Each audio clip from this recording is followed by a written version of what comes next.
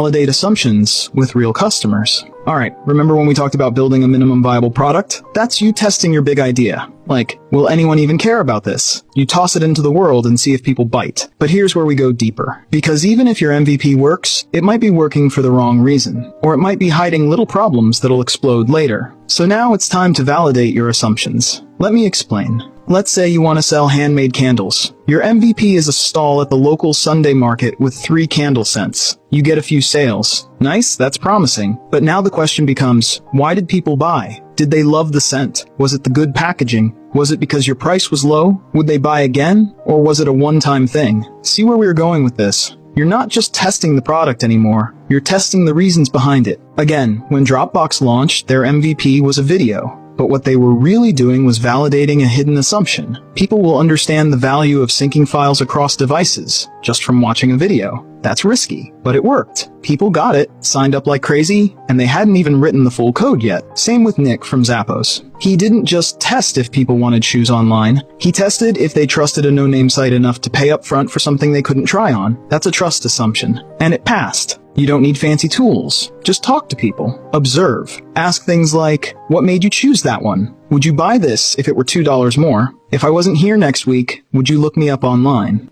Here's the trick though. Don't treat feedback like compliments. Treat it like a map. And here's a fun way to think about it. Building an MVP is like opening the curtain. Validating assumptions is like checking if the audience is clapping or just politely blinking. Now, what if your assumptions are wrong? What if people don't react the way you expected?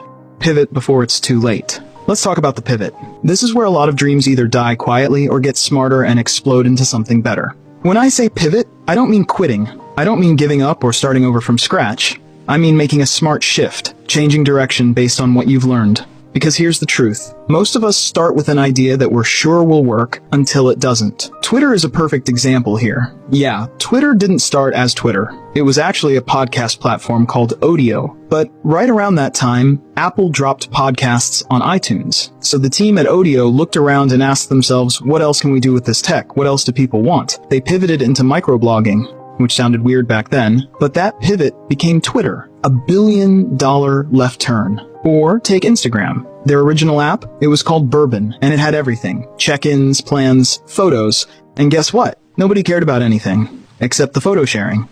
So the founders said, alright, cut everything else, let's just do photos better. And they pivoted to Instagram. Just one feature, done right. And we all know how that went. So here's the question for you. What's the one thing your users keep coming back for? And just as important, what's the stuff they're ignoring? That's where the pivot lives. But you can't make the pivot if your ego's in charge. If you're clinging to your